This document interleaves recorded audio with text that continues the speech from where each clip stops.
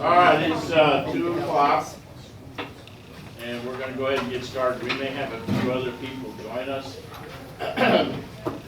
For those of you who don't know me, I'm Don Burton. I'm one of the co-chairs of the Kendall County Bernie Fair Oaks Ranch Transportation Committee. My co-chair, Bob Manning, wanted to avoid this meeting at all costs, so he scheduled knee surgery for this morning. And he has sent me a text just a few minutes ago from his hospital bed that says everything's going great. All he needs now is recovery. So if you keep him in your prayers and thoughts, I'm sure that you would appreciate it. Hopefully he can be with us for the next meeting or the one after that. We have a rather full agenda today, and so we want to try to walk through this pretty quickly. First thing I want to do is thank the city of Bernie, Jeff, and Erica and others that are in here for your secretarial service. Erica, thank you very much. Your minutes are fantastic. For letting us use this wonderful meeting space, and also for their IT assistance, which we will try to rely on today. That's all I have for opening remarks. I'd like to move into the consideration of the minutes of May the 4th and May the 18th. Also, by the way, if you haven't got an agenda, there's a package right there that includes all the meeting minutes. I think that there should be plenty for everybody, but if any committee members don't have them, if those of you who are not committee members would defer to them, I would appreciate that. I think it looks like we've got plenty.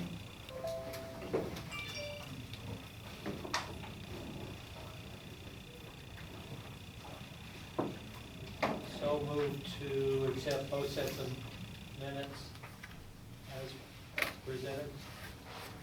We have a proposal that we accept both sets of minutes as presented. Are there any objections to accepting those? Hearing none, and hearing a second, I will declare that we have accepted those by consensus. For those of you who haven't been at our meeting before, we have two opportunities in the meeting for public comment. We would ask that you limit your comments to 3 minutes. So this is the first opportunity. We'll have an opportunity at the end as well, and we'll try to back up and make sure that we have plenty of time for that. So I will call, is there any public comment? John Kite? Do we have a quorum? You know, we don't have a voting quorum, John. Well, I mean, to approve the minutes. Well, Good question. my review, and I'll let y'all protest this if you'd like, but my review is that we don't vote unless we can't reach a decision by consensus.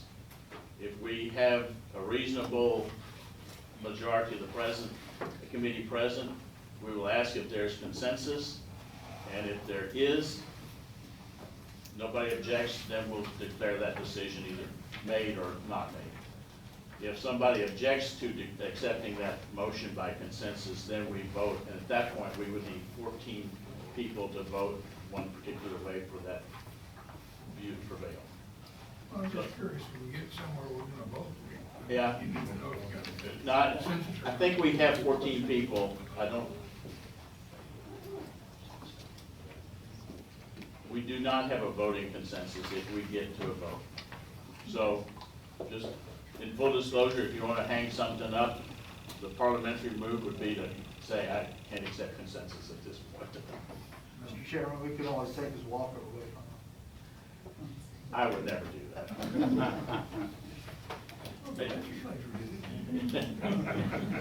Any other public comment at this point? Wanda, Ms. McCarthy, how are you today? Good to I'm see you fine. again. It's like old home week here. There you go. Mr. We're Coe? not gonna go away. I apologize. I left everyone's name tags upstairs at my desk. Oh, yeah. I'm so sorry. Could I just have everyone like say their name? Anybody who remember? Okay, we'll just go around the room. Starting with Gary Louie. Gary Lloyd. Dan Eldridge, Northern Hendricks. George Lewis, Steve Sharman. Oh, they were. Oh, we're looking at memory. I'm Erica, but John Craig. Next member, I believe, is John. Are you a member? Am I an active member? Yeah, he's, Yes. him and Henry, yeah. That's what I thought. Henry Stanton, just not double. John Ramirez, and I'm Rich Sena. Bitsy Pratt. Bill Yolberg. Bryce Bodie. And I'm Dirty Don Dirty. Also, I failed to mention that I want to welcome Dell Yulberg. Dell is the new member from Precinct 3. Glad to have you on board. You want to tell us just a little bit about yourself? Well, I've lived in Bernie since 2009 after retiring from the Air Force after 31 years, and ran my own consulting business. A lot of background in engineering. So anyway, I'm looking forward to working with you all as much as I can. I had extensive experience in Air Force on planning of bases around the world, and my last assignment was at the Pentagon, so I've also paid plenty of dues being in Washington, D.C., so great to be here. Thank you. Thank you. All right. At the last meeting, one of the decisions we made was to consolidate the projects and GIS committee. And that committee met, at least some of them met, and they covered quite a bit of ground. Their report, the minutes of their work is contained in the last few pages, or the pages aren't numbered, but there are a few pages from right after the minutes. So, Betsy, Rich, anybody else that was at that meeting, who's gonna? Dell. Henry, John, a couple of Johns. Who wants to present? I'll take the lead on that. So this is two committees that previously were separate, even though they worked hand in hand.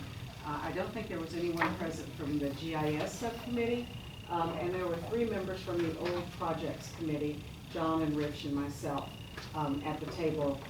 The rest of the folks were all brand new. So we took a few minutes to look at where that committee had come from, and it primarily in the old iteration of this work was tasked to put forward projects, completed projects.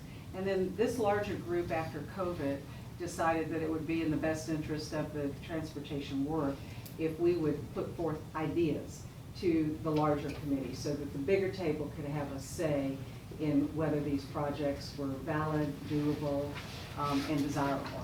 So as part of the process of getting this committee restarted, we took a look at the interim report that was put out by Don and Bob just prior to the restart of this larger transportation committee.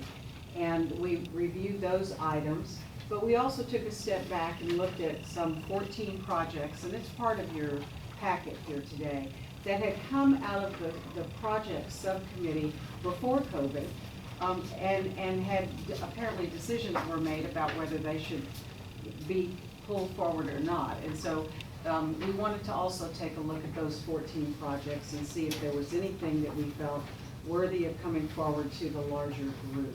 So we started out with a pretty heavy representation from BISD, and I'm very grateful for that technical help. They were working off of the demographic study that was done for the school district that talked about future conditions within the BISD school district. And so we began kind of a loose conversation about how are we going to grasp all of this information and data coming out of the demographic study.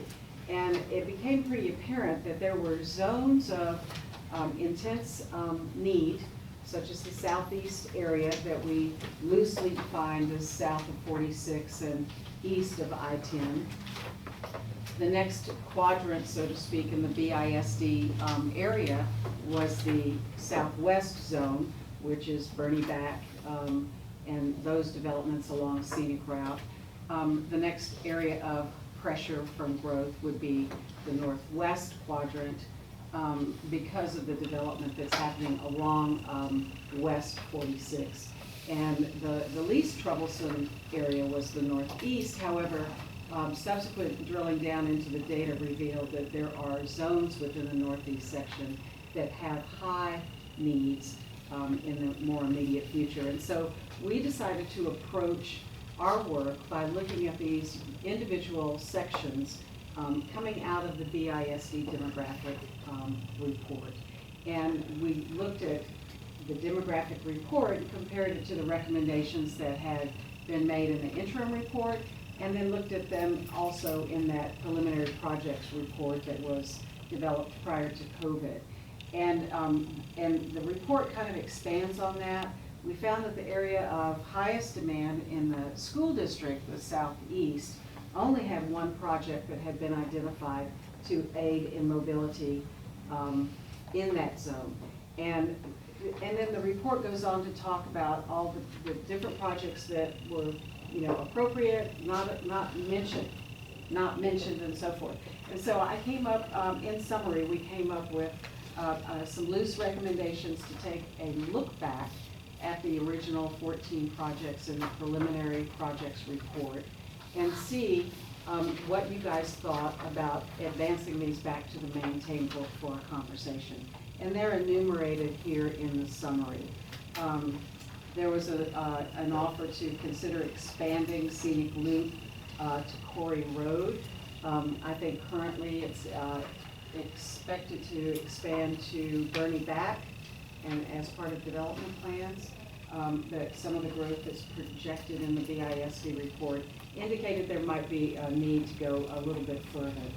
A strong recommendation was to synchronize the lights throughout the city with school start and stop times.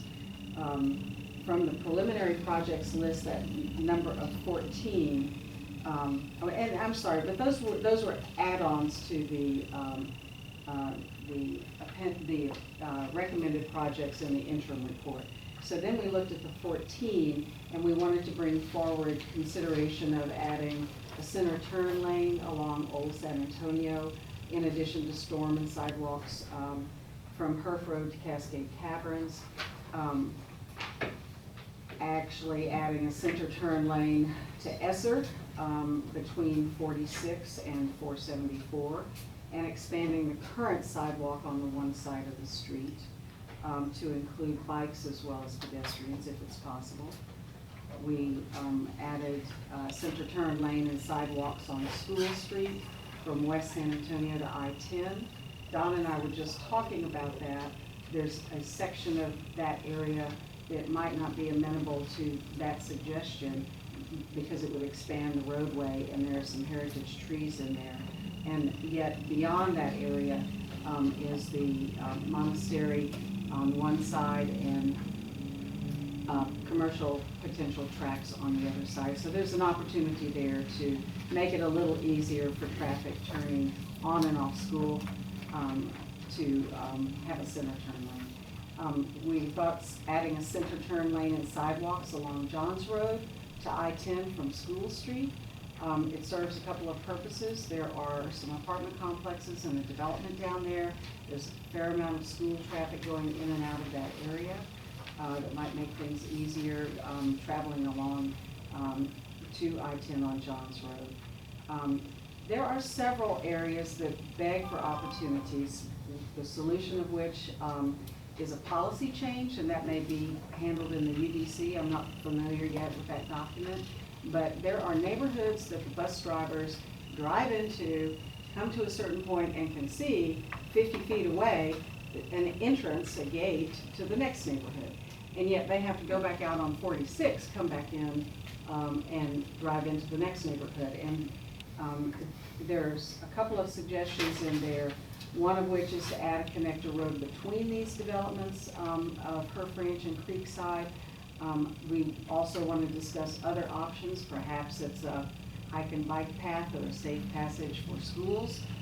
The other area is looking at Champion Boulevard North and possibly extending something there to allow access to Herb Elementary so that the traffic can travel across 46 and not along 46. So we got to the end of that discussion. You will need a couple of documents, both of which, all of which can be found on the Kendall County Bernie Fair Oaks Transportation Committee website. That's a kcbfotc.com. And it's the BISD demographic report. There are maps in there that talk about the watersheds, as John calls them, that the neighborhoods that feed into the individual elementary schools. What we plan to do within our group is to take a look at these watersheds and look at the mobility within these watersheds and make sure that we have the mobility infrastructure available, or if we have the potential to work with developers to add that into a development that comes online. And the original 14 list is on the website as well. And the interim report is on the website. Several of those are very large files, and I couldn't send them out with my technical knowledge. So we'll be meeting tomorrow at 10 o'clock at the central office of BISD. You'll go in the main entrance, and Patricia Gonzalez, is it Gonzalez? Yes. She is hosting us, and we'll meet you at the front desk after they call and let her know that you're there to attend the meeting. We will begin looking at the southeast quadrant and start collecting some ideas to push forward to the larger group. There's a need to start itemizing. There's a need to start itemizing the data that we'd like to collect back. We have quite a bit from prior to COVID that's going to help make some decisions a little bit easier. The bus barn drivers have offered to give us their personal list of bottlenecks in each quadrant that can be very helpful to resolve some of the density of traffic problems within the city limits. And I do want to add a note, because I know a lot of familiar faces here. We're trying to approach this from a transportation perspective. The needs of BISD that we think contributes to some of the congestion in the local roads. This is a neighborhood by neighborhood look. This is not about presenting a gateway. It's trying to help develop a list of solutions that travel in and through the city relative to the way that we use our town. So that's the summary of it. Thank you, Betsy, and to the other committee members. Any other committee members want to add to that report? For clarification, early on, and I should have asked this at the beginning of the report, what you refer to as the interim recommendations for the 8 projects that we had recommended back in January 2021. That's correct. I don't have that list. It's not listed in your. It is not in there, but the full interim report is on the website. One thing again, thank you all for that and encourage you to continue working. This committee is tasked with producing a report that includes 3 things: a short-range program of projects and operational improvements that basically address short-term issues and that can relieve some congestion in isolated places. Sometimes we refer to that as low-hanging fruit. These are projects that are intended to be such that if the average Bernie or Kendall County citizen would look at it, they'd say, well, that makes sense. Yeah, we're supportive of that. There was a request from the city and the county that we advance that during the COVID suspension. We developed an interim report with a small subcommittee that Bob and I pulled together. One of the first meetings, this larger committee said, we really think for the interest of this committee's integrity and trustworthiness, we need to have that recommendation for short-term projects come from the entire committee. It may be the interim report, it may be more than the interim report, it may not include everything that's in the so I'm asking that y'all focus on that y'all will be coming up with that recommendation, correct? That's what we're Okay. intending to do. Okay, and then we will address that as the entire committee. So they're not making decisions other than to recommend to us, the full committee, before it goes forward. The two other things, and I won't get into great detail, are a long-range transportation improvement plan and a program of recommended policies. So those will also be two parts of the report. Can we ask questions, or we all? I think as long as we have time, Ms. McCarthy, I'll entertain us. She mentioned 14, and I printed this 8 that you spoke about. Where's the other? Do you have the agenda that you picked up today? Mhm. Okay, right after her minutes, there's a list of 14 projects there. Okay, I missed That's the that. 14 projects that she's talking about. Okay, thank you. It's a spreadsheet. Oh, okay. There you go. And then the ones that affected like North School and Comfort, That's on that 14. okay, Yeah. so you didn't mention them, but they're all still on part of the report. Well, yeah, I mean, there's an overlap. That we made the interim recommendation at the request of city and county leadership Okay, because they needed to respond to the MPO. They've taken that and done that, what they needed to respond, but we still need to fulfill our duty as a larger committee and make a comprehensive committee-endorsed program for short-term okay, projects. thanks for clarifying. All right. Moving right along. Behind that list of projects, there should be 2 sheets. And this is kind of, I think at the last committee meeting, we said, this was after I had left, there was some discussion that it might be helpful and get us moving forward if we kind of had a rough outline of what we were doing in terms of report, so that we could start picking off certain parts of these chapters or whatever in our report. And the mayor, as you heard him say last time, wants us to move along smartly. He's anxious for us to come to some conclusion and recommendations, and he's pressed me for a schedule. So what I've done is given you a suggested report of a table of contents for a suggested table of contents report and a timeline suggested in some cases about what that might, when we might get through those things. So I'd like to just kind of walk through that, and then we'll stop and back up and ask questions. The introduction and background, I think, goes with any report. That is largely done with the interim report that we turned in. It'll need to be dressed up, but the heavy lifting's done. Demographics, I think we can build on the work that BISD has done. The decennial census information will come out around September. That hopefully will validate the information we get from them, but I think just to be academically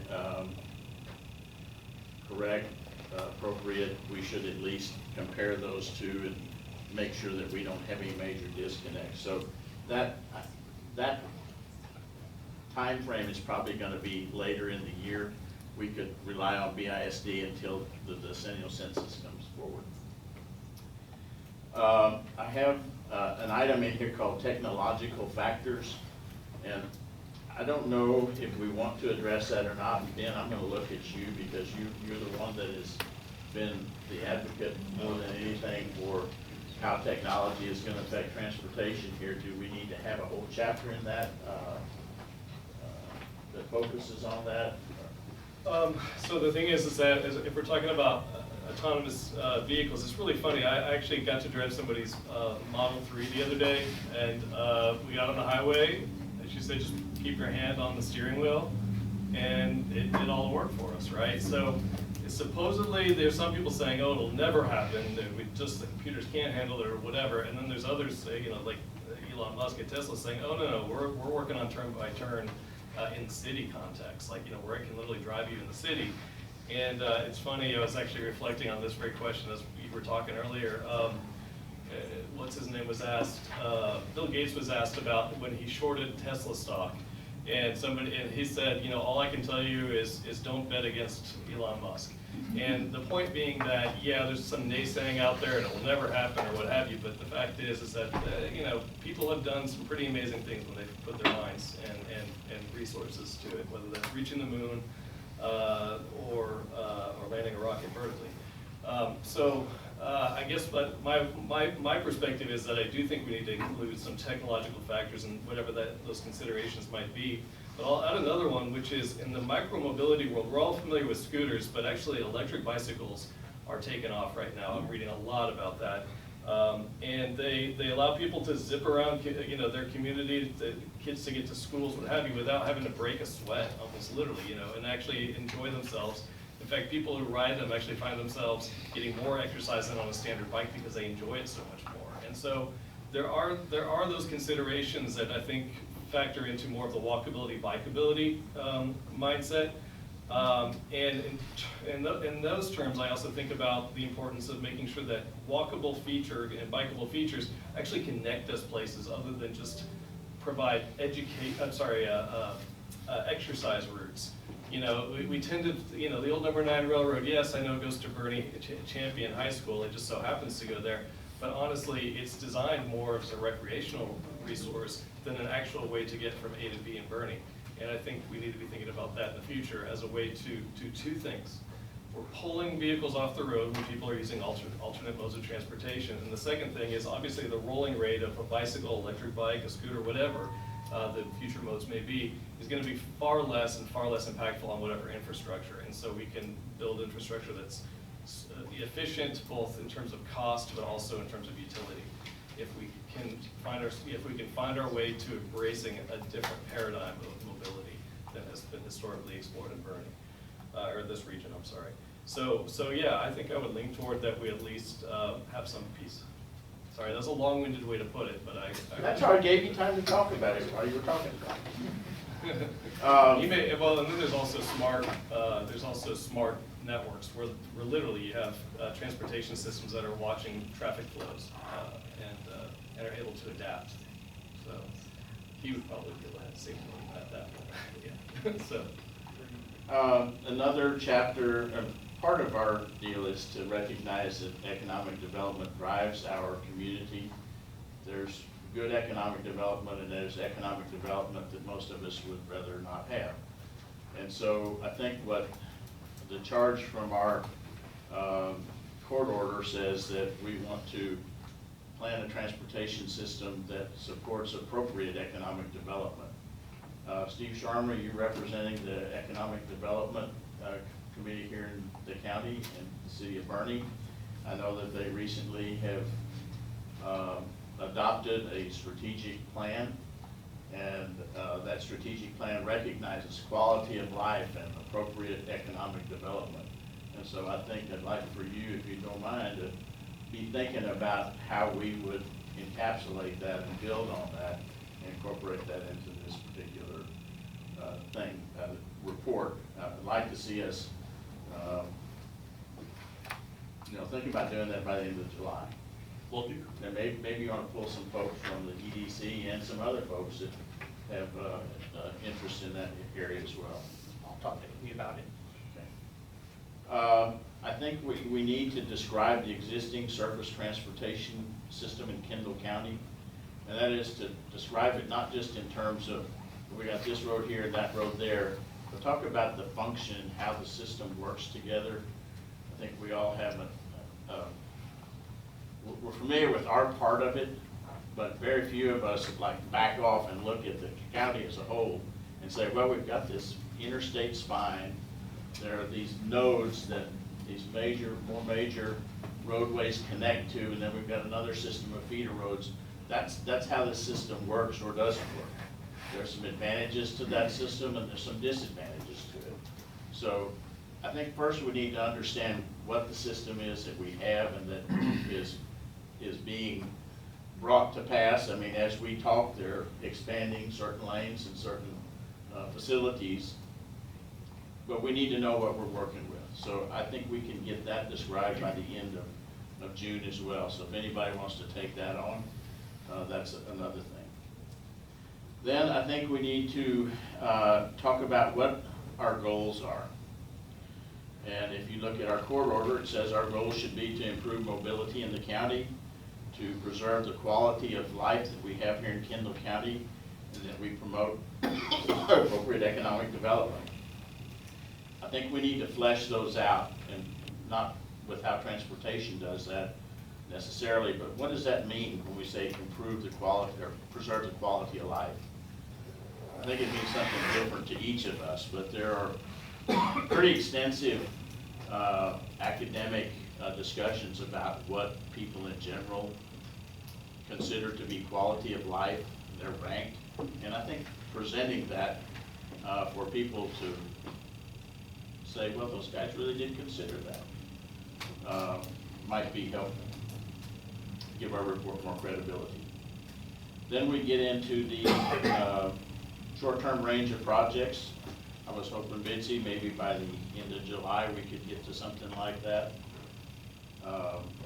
Program of recommended policies. You know, I think we would start we've already started formulating that, but by the end of January, hopefully we can have that pulled together. And then the long-range program of improvements, you know, this is where the rubber really meets the road, and things that people tend to get most upset about, because they represent major changes in the community. And we need to be thoughtful and comprehensive in our discussions about that.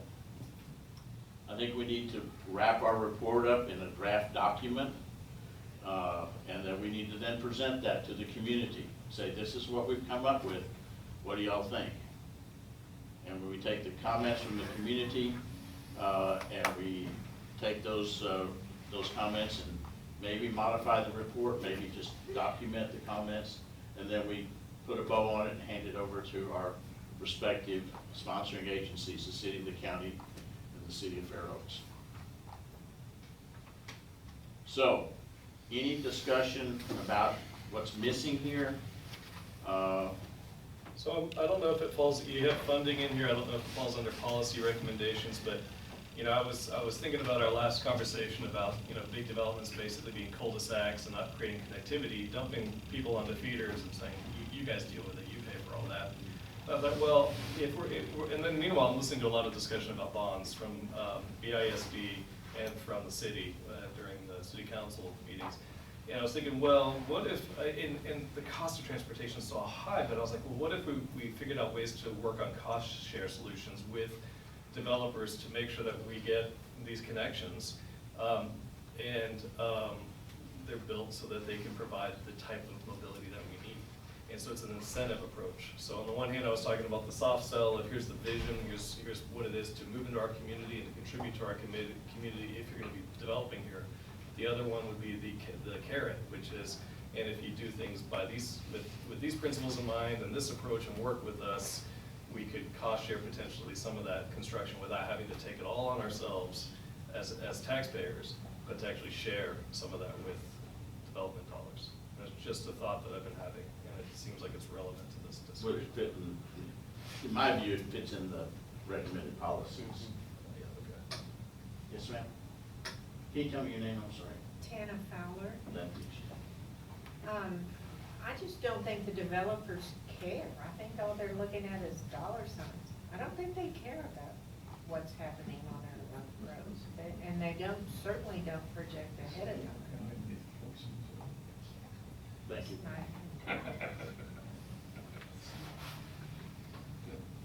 Other comments on the structure of the draft report and timelines?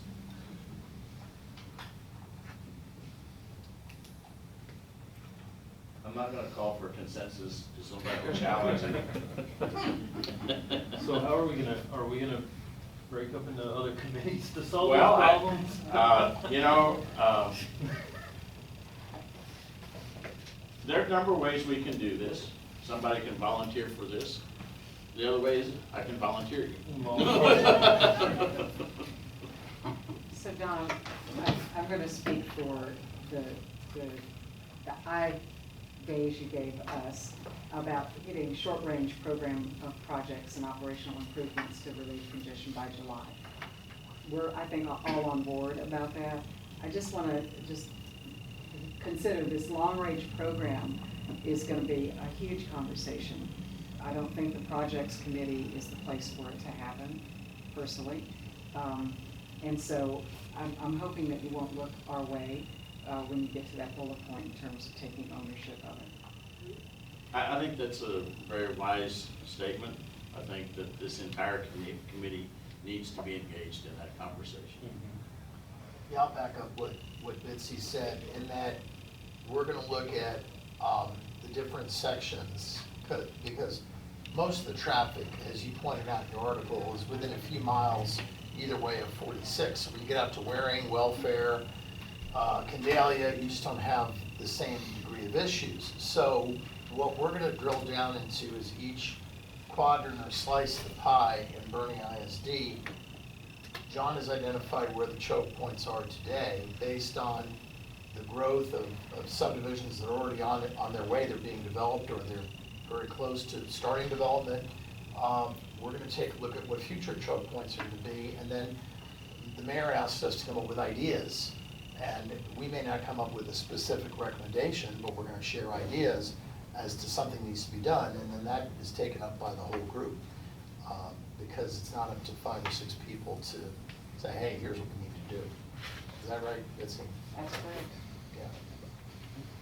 I'm sorry, but we've been through this twice already, and they basically ran through our homes, had TxDOT have to change certain maps. We're very leery, there's many of us here, and I don't know if the new board knows, but we've been through this quite a few times when they say, oh, the gateway's gone, we won't mow down your ranches, go through and, acquire your properties. Well, we've been there, where they plowed basically through our properties, and we're very leery.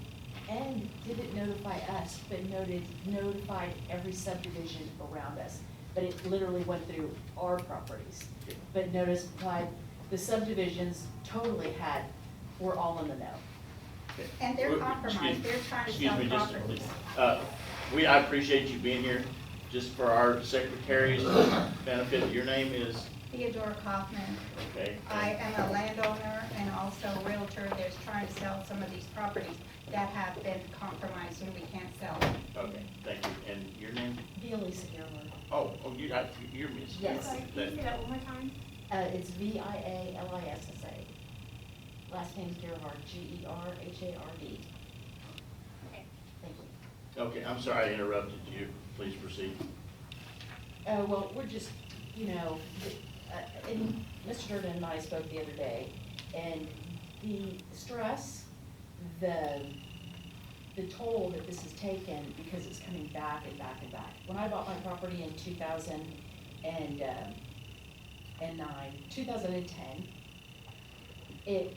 we bought the property, the 2007 situation had been dissolved. We were told it was completely dissolved.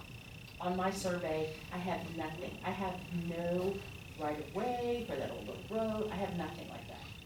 Okay? We were told all this, paid premium for our property, love it, it's very private. And then we hear, oh, all this has happened. They brought it back in 2007. And the way I found out was my property was on the market, our children were getting older, graduating, and we put the property on the market, it was under contract, and my buyer came and said, we're not buying it now because I went to a meeting last night and there's a road going through your property. Then it was pulled back, then it's brought back, then it's pulled back, it comes back again, and this is becoming punitive. I mean, we want to plan for our lives, and this isn't right. You can't just ping pong this around for 20 years. Yeah, we looked at the map and we didn't even know about it. We were out of the country. We come in and the line goes straight through our property. Our house. Are you talking about the Kendall Gateway? Yeah. Okay. We're just But still again- on the internet. Right. Yeah. I appreciate your concern. We're not really talking about the Kendall Gateway. Well, but we're talking But about it's coming back. BISD in the southeast quadrant, and that's us. Well, I'm sorry, but there are many people there, and I'm not trying to argue with you, but I know you have stress that comes with living there. There are people that are on the roadways that have stress, that can't get their houses, get their kids to school. I went from San Okay. Antonio to this meeting in 35 minutes, and I came down here. Okay, I'm just telling you, we have to take all the people in the community into consideration. I appreciate personally. Why didn't the city, my name is Thomas Kaufman, why did not the city and the county take that in consideration when they allowed these subdivisions to come in and put ingress and regress onto 46 instead of giving other means of getting around traffic? And then there's still, the county and the city are still allowing development to come in through before they can rectify their own transportation problems.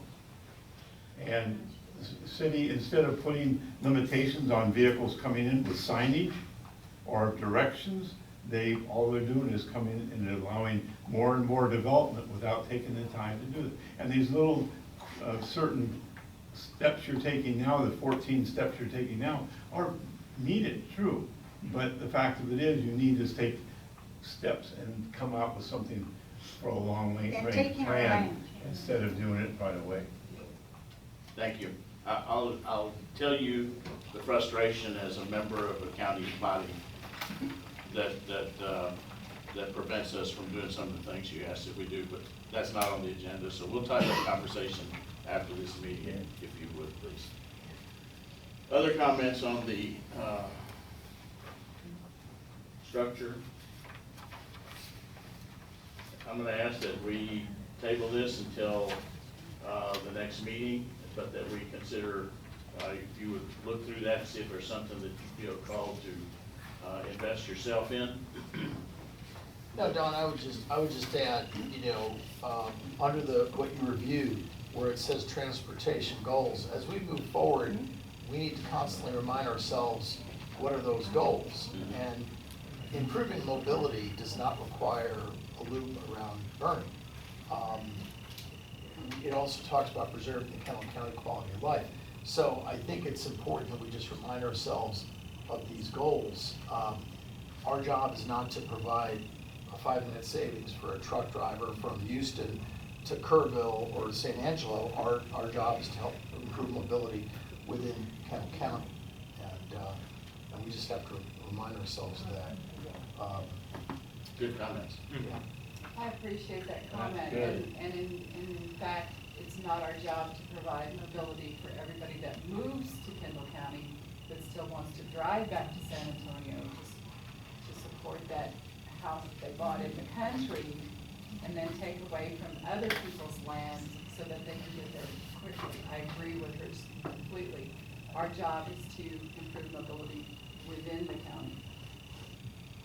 But I'll add one catch in that one, and that is that, at the last meeting, it was Jeff mentioned that the first thoroughfare plan, I think it was done 1974. Correct. And then it was updated in 04, 07, 10, 14, whatever. Bernie ISD went over 1,000 students for the first time in 1976. 2 years after that initial thoroughfare plan was developed, we hit 1,000 kids. This coming school year, we will exceed 10,000. So we will have grown tenfold in students, and you could tell us how many new roads we've built. So there's gonna have to be somewhere along the path, whether it's Ben's point about multimodal forms of transportation, but invariably, there's gonna have to be some new roads. Those roads don't have to be 300-foot wide roads, but we're gonna need some roads. And the question is, how do we do that with the minimum disruption and the maximum mobility improvement? And that's gonna be the challenge to this committee, don't you think? That's a big part of it. Maximum improvement, minimum disruption, so not an easy thing. Tom, I was thinking, and maybe it's inherent in what these topics are, but can we state what the problems are?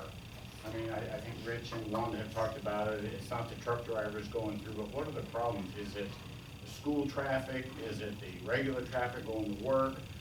What exactly are we trying to resolve? I mean, in my mind, I'm thinking, do we look at other things on school?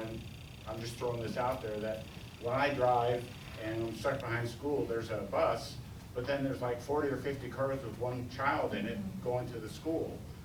Is there anything we can do policy-wise that says incentivize, you have to use the bus? And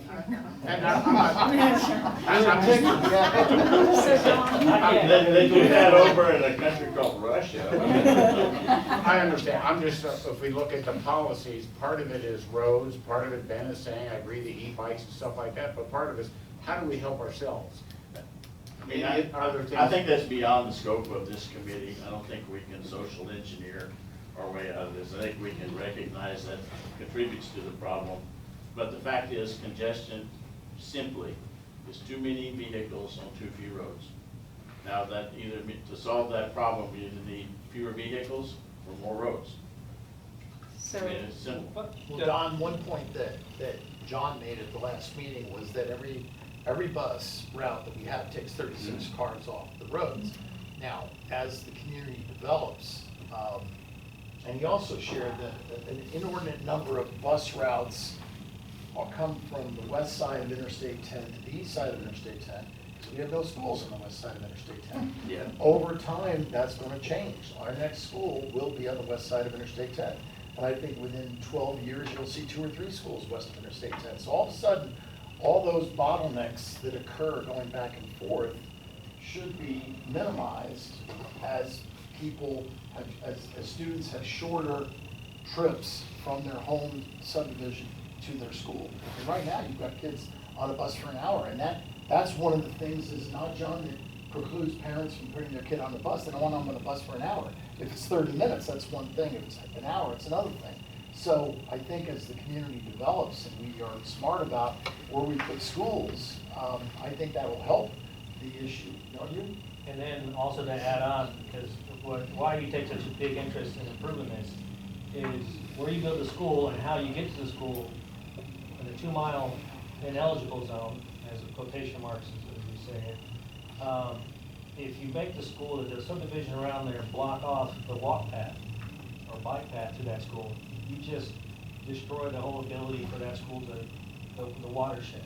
So putting our influence, such as like Esperanza, that school is in a great spot, how it pulls in students away from making a mess on 46. But stuff like that is what we want to recommend. The more kids that can walk or bike to school, of course they're going to be healthier, of course the quality of life. But it helps us that it removes all those people within 5 minutes from the school taking their kids to school and choking up the roads. The more students we can put on the bus, yes and no, in the control factor, we've got to book drivers to get those buses, so that's always a tough job to find drivers for. However, the better service I give on the buses, right now we provide about 30%. 30% of our attendants ride the bus. The more densely you become, that starts climbing, because it's just people, it becomes a balance of the parent. Do I want to sit in line for half an hour, 45 minutes trying to drop off, an hour ahead to go pick up my kid, or they're on the bus for that amount of time to get home? At the beginning of this year, that was what we had a lot of, very little, we were down to probably half of what we normally have. But within a week, we were up to 75, 80% of what we normally had, because they had to deal with those lines outside. So the more traffic we get away from the schools or around the schools, the better. And a national figure, I'm not sure what it is here in Bernie, but about 10 to 14% of your rush hour traffic, you know, the 6 to 9 and the 3 to 6, is people taking their kids to school. So if you can remove 10% of the traffic out there by improving the small, easy improvements that won't cost a lot, make your new subdivisions more walkable, more usable, more walk-friendly, and increase the ridership on the buses. I mean, that takes some vehicles off the road and prevent us from having to have a lot of roads. And Don, that's where I'm going with that. Right. My point is that that's part of it. Yes. But that alone is not going to solve the problem. But there's a bunch of small pieces that are going to help, right? Yes, I agree. So Tom, the acquisition of data is part of our committee work, and we're trying to recapture some of the information that we got from AMPO about destinations. You know, when people go into downtown, where are they going? Are they staying in downtown? Are they going through downtown? We hope to gain as much of that kind of data so that we can more clearly identify what the problem is, and see if we can't work within the existing road structure, so that which is why we're looking, the projects committee is looking at those things such as creating a center turn lane. John put forth the recommendation that we have 2 turn lanes on River Road and Herb, going in both directions perhaps, so that the traffic can move through that intersection quite a bit more quickly. So we are looking at things like that, and trying to take those into consideration. I was gonna throw one comment out. You were talking about too many cars on too little road space. And actually, I mean, that gets back into, it's not even a technological solution, but it's an engineering solution, which is, and I think I've emailed a lot of committee members previously on this, is the wide nodes, narrow roads. Of course, we've talked at length about the wide nodes, especially around roundabouts, where they can oftentimes process up to, let's say, twice the amount of cars in the same amount of time. Sometimes with a little bit of congestion, but you're still moving a lot of cars through an intersection relative to a stoplight. But the other piece of that is the narrow roads, and Jeff and I have been talking about this, which you can design these systems so that they work with the wide nodes, so that you're reducing the tendency for bottlenecks to happen based on how you design your road. And we always assume Katy Freeway, let's go out to 30 lanes or whatever it is. And truthfully, you might actually be able to get a lot more done with a lot fewer lanes if you design it smarter. You're exactly right. So, one other note regarding just dealing with local traffic, we should none of us be under the impression that all of the roads in Kendall County are local roads, they're our roads. Frankly, we use those roads, they're textile roads. And if they want to use them for regional traffic, they're going to use them for regional traffic. So our job is to find a way to cooperate with them in using Highway 46 and Highway 87 and the farm to market road. So we can't just say, if you're from outside of Kendall County, you have to stop and pay a toll or something like that. It's not going to work. We've got regional traffic here that we have to deal with. That would be nice, though. Alamo Heights doesn't want to do it. My daddy used to say something about a frog having wings. All right, I appreciate y'all's comments on that. And if you have other comments about the structure, content, and ownership of the various chapters, get that ready for the next meeting. Okay, well, now for the main event.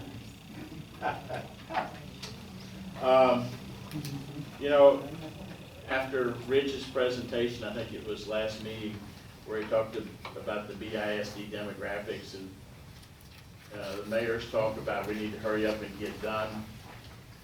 I realize that I've been thinking about transportation in my part of the county as much as I have about the southern part of the county, and that maybe we need to refocus our efforts, not to ignore the other parts of the county, Mr. Bowie, because if we have a bond issue, it's going to require that everybody in the county support it, or at least the majority of the county support that. But the big problems are in the southern part of the county. You weren't able to get mine. And so I wanted to just kind of, I don't know if I can do it up here or not, but this is a map of Kendall County. Highway 46 basically goes from right here at my cursor back across over to here, okay? Now, 3 miles north of Highway 46 is a line that goes something about like this. And that's about 1/6 of the county south of that line. So within 3 miles of Highway 46 is where probably half of our population lives right now in the county. And if you look at Rich's demographics, in the next 20 to 30 years, probably 3 times our population is going to live in that area. So we can do all we want to do in terms of, finding bus routes and putting more people on buses, but at some point we got to design some more roads, or widen some roads, make them more effective, And we can't just do nothing. And so, I want to kind of zoom in here on a part of this. Since 2014, excuse me, 1974 until now, that's 47 years, there have been 9 transportation plans. You can look at our website and see which ones those are. 7 of those plans addressed vehicular transportation routes and or bicycle routes, and 2 of them dealt with bicycle mobility.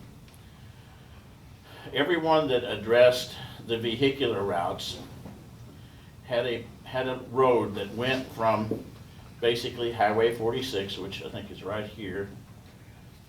It came across to I-10. Some of them came over here, one of them came through here at the different places. But in 47 years, we as a community, as a county, have not been able to come to consensus about how do we get from 46 to IH-10. Probably the most serious transportation challenge that faces this community. And so I thought to myself, why is that? And there must be something more than, because it's a logical thing to do. Why are we not doing that? Why can we not come to consensus? And so I thought through the reasons against doing that and the reasons for doing that. Between the county line, which is somewhere back over here, I can see it here, and Herf Road, which is back up over here, is 6.5 miles. That's some of the most pristine, beautiful part of Kendall County. I think everybody would agree that that contributes to our quality of life, that it's unique to no other place in the world. And so the fact that we've struggled with this, with increasing amounts of polarization and passion, with it, without coming to resolution, appears to me that this is the thing that's standing in the way of us beginning to jointly and cooperatively address comprehensive in a countywide transportation plan. And so what I wanted to do today was to take a few minutes and articulate what I believe the arguments are on both sides of that.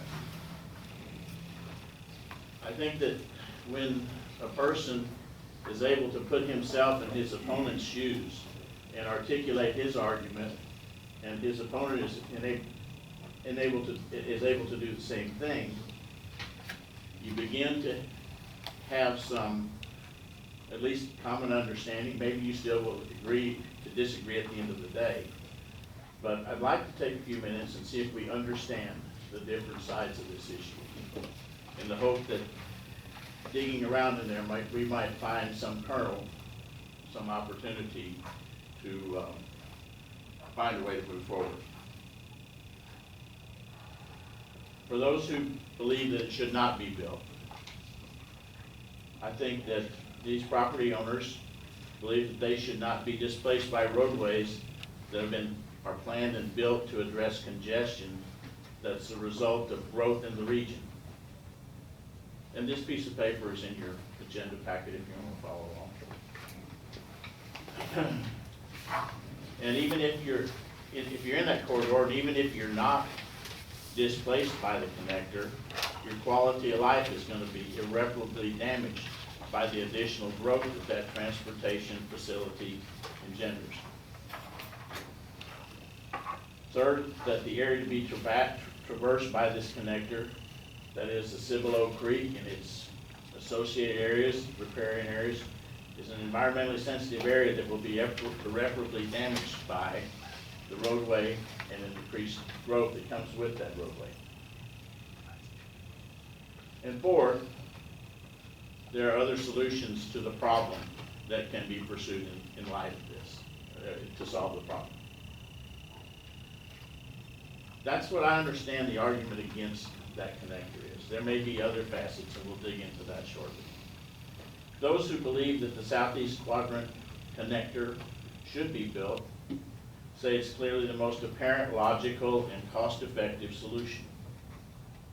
That there are no apparent alternative solutions that have similar cost efficiencies. And their view is that while it's regrettable that some individuals will be adversely affected, up to and including displaced, those individuals will be fairly compensated. And finally, the environmental problems associated with traversing an area can be safely addressed without significant environmental degradation. That's what I understand the pro case to be. So I'm going to ask y'all to think through that a little bit and see if there are other things. Are we missing something else here? Am I fairly capturing, are we fairly capturing the arguments on both sides? I mean, the road would be over the recharge. I mean, there's caves all along there. Are they aware of that too? I mean, they've been made aware of it, but I don't know if they're paying attention to that. Well, I know that I've seen a map with sinkholes Yep. that has been plotted. I haven't seen a map that shows exactly where all the caves are, but I don't believe that's one great big cave that goes from Highway 46 to I-10. Not all the way, Okay. but There's a they're all series under of there. karsts and caves from Without a Name to Cascade Caverns that's been documented for over 60 years and happens to be We're over at the where our recharge. homes are.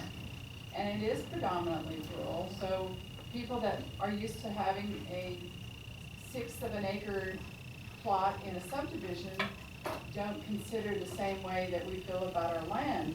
And they go, it's like, that's open land, let's just bulldoze through it. And you live in a rural area, that's not the way people that have been and chose and invested in this community feel about their land. I get it that you've moved from a little quarter acre stamp in San Antonio and now I'm in the country, but I want the conveniences of San Antonio. You had a choice. You're putting in a position where you're not making a choice for us that have invested in some 20 years, some 50 years, some generationally into this community. But I think one thing that is missing, she's mentioned the karsts and that's environmentally sensitive, but there are plotted karsts that have been available. They don't need to be denied. We don't need to replot them. 60 years ago, they were plotted. It's not like they changed. But the other point is what Elisa brought up, is that you have put lots of land and lots of homes and lots of lives on hold for 20 years, that now they're invested in a piece of property that they can no longer even sell because somebody wants it, their convenience benefited, or a realtor or a developer has pushed their plot through the city and said, I want to develop here, I'll even be annexed here, you provide me with the utilities through some of these people's land, and oh, by the way, provide me a quick bay for my buyers to get back to San Antonio, so I can easily sell those properties, and then that developer walks away from the county and leaves this mess. And why was this not addressed? We've lived here 28 years, and the developers like Esperanza and the Copper Creek and all of them agreed. They should have been the ones to supply the roads and the bypass or whatever, because they have the land, and they didn't. They don't care. It's greed, it's money. And now they want our land full. And the city and county, again, should have required them Yeah. to provide that land. But they didn't. Esperanza agreed to put a firehouse in a school into their development. Why weren't they required to provide roads to the backside for those people to get out? This is the second time around this bush, and I'll continue to let the non-committee members participate to the extent that the committee members are not precluded. But I promised you I would tell you what we can and can't do. And I think Jeff will join me after this meeting, but I don't want to deprive the committee members from deliberating the merits of this. I appreciate your concern, and I'm sympathetic to it. I have to stay on this, you know. Well, in reference to the point at hand, is that we're talking about the southeast quadrant right now. And Fair Oaks has Fair Oaks Elementary School, okay? Herf, there's no problem getting to there. Esperanza has their own school. Voss is down there, right? And so I don't know why they're focusing on southeast quadrant. We've got elementary schools. They're planning on building more. And even if the high school pulls the Cordillera people, if they'll build a new high school in Bergheim area, we have 3351. I left San Antonio today. There's 1604 and 410, two. We've got two in Bernie. We've got Herf that goes in the southeast quadrant around there, and we have 3351. And I don't think we need any more. Yeah, use Herf Road.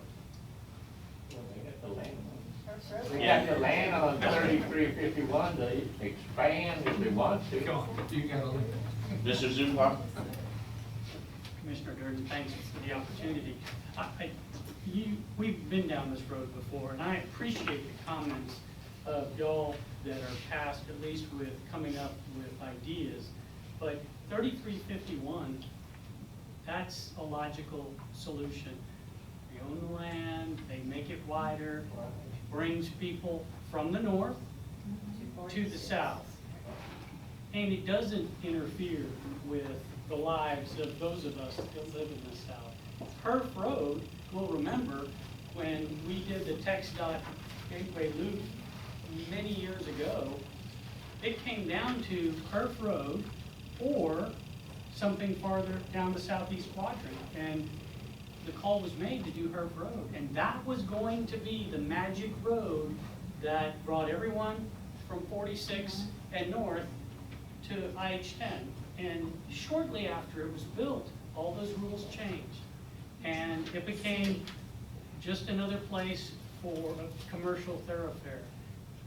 We, in the southeast quadrant, say, when we're looking at your bullet points, that it's important, and I'm very grateful for you sharing this dialogue, but it's important for us to recognize that it isn't the most apparent, logical, and cost-effective solution to go through the southeast quadrant. We've already done that, and they've changed the rules.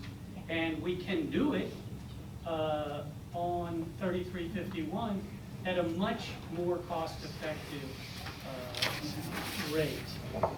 And I hope you guys are considering. Well, and I mean, your comments are germane to the question, because you're saying that we haven't captured that it is the most apparent, logical, and effective solution.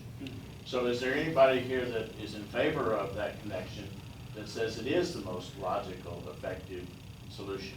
Talking about 3351? No, talking about some road other than Herf Road or 3351. Bulldozing through That makes people's homes, yes.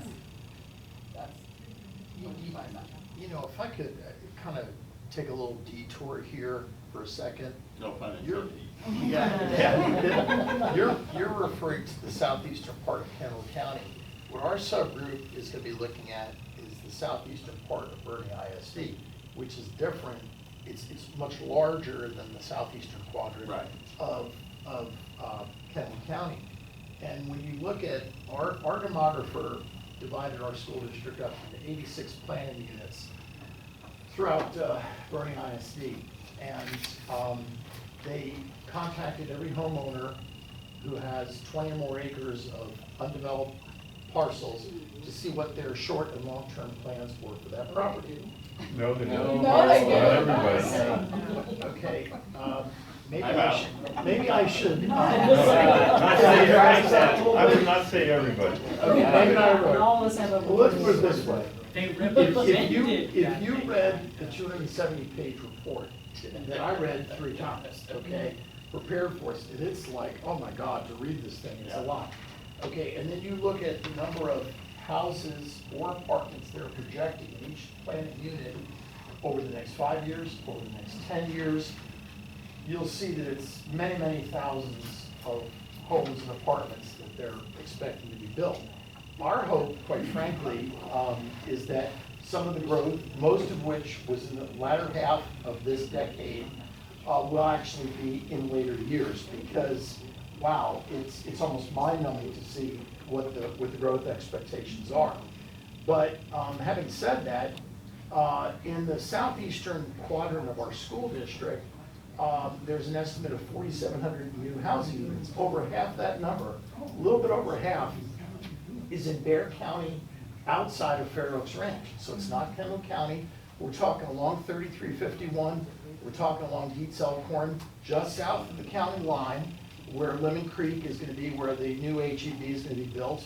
That's going to be a massive, development of apartments. And those Bear County citizens are coming into Kendall County roads, correct? Right, and that's zoned right now for Van Rob, is what it's zoned for. So when we say southeastern, what our committee is going to be looking at is not just southeastern Kendall County, it's southeastern Bernie ISD, half of which, like I said, is outside of Fair Oaks Ranch city limits. About 20% is inside of Fair Oaks city limits, and only 30% of the housing units is actually in Kendall County. But it's still, when you look at a map, that's the southeastern part. Now, you have to say to yourself, okay, it's not in Kendall County, but it will affect Kendall County, just like what happens west of Interstate 10 along Scenic Loop, where there's just a lot of development going to be. That's going to affect Kendall County, because children need to be put on buses or driven to school or what have you. So I just wanted to offer that because when you add up the number of expected units of housing in the various pie slices of Bernie ISD, it's just as big in the southwestern part of the district, which is west of Interstate 10 and south of 46 West. It's almost as big in Esperanza. I mean, there's growth all over the place. So what we have to look at is holistically, how do we improve mobility and limit congestion, within our community? And you heard some of the ideas before. So that's what our committee is going to have to just come up with ideas, and it'll be discussed with the committee as a whole. And that doesn't necessarily require highways, but it requires a holistic approach that combines a lot of things together. Because go back to the goals: least disruption, protect quality of life, improve mobility. And nobody said it's going to be easy, but it's something we have to do. I have just something. I want to encourage everyone to, on the committee, off the committee, anyone, to look through the Bernie ISD report. It's on their website, it's on our website. And one of the things that you can do when you look at this is you see, when we're looking for roads like this, before some things were approved, there was a route that would have taken a road from 46 through WI Wicked 4, I believe it is, that's out there. George's Ranch is new development. Through several developments that are coming, that are going to be disturbed anyway. Those lands are gone. And we could have possibly, there could have been a road placed there. Now, those things have already been approved, plats have been approved and what have you. But as we were planning and as we were talking about routes, use the Bernie ISD report, because they were hopefully able to contact most landowners and will know if that land is going to be developed. And that's where we should look for the routes, because we're talking about, going across Cipolo Creek, whereas if this road had been possible, it would have still got traffic from 46 to 3351 and created that connection. But now we're kind of stuck on this. We're not completely dead yet, because George's Ranch did come to Kendall County and say, we'd like for you to see what's going on here, what we're proposing to do. And I raised my hand and said, do you think it'd be possible for you to begin a connection down to Ammon Road so that maybe you can get to 3351? And they said, well, that doesn't fit our land plan, blah, blah, blah. And we don't have control over how they do their land plan. I'm sorry. Yeah. Your elected representatives in the state Senate and the state legislature don't let us do that. But we can make suggestions. We can ask the city to assert whatever leverage they have to make those suggestions.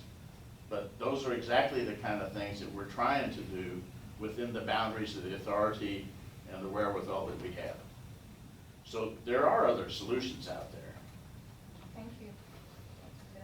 Can I, TxDOT already thinks that that road is a foregone conclusion according to their representatives that came and spoke to us however many years ago on the Gateway study.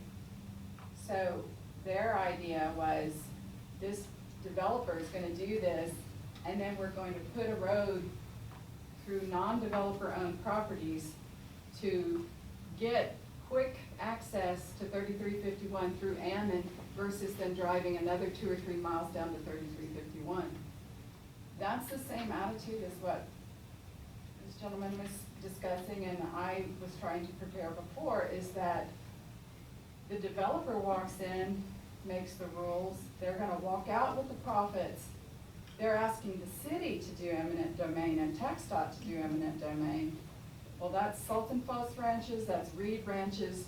Those are somebody else's homes that the developer wants to put those people at risk and out of place so that they can have their money and walk out of the county. That's what I vehemently disagree with. Now, if the Sultan buses wanted to sell their property, or the Reed Ranch wanted to sell their property, and they were offered the correct price by Kenwood Farms, or whatever you want to call it, great. That's an arm's length, and that's not using government money and government force to supplement developers and supplement outside people from this county to the detriment of their own citizens. That's a county property, right? Yeah. But it's being provided with water utility service by the So city. they have negotiated. Through the boss land by eminent domain. Yeah. And they have, Okay, well. Can I ask you one question? Can the city or the county, when these people propose a subdivision, say unless you do it, we can't approve it?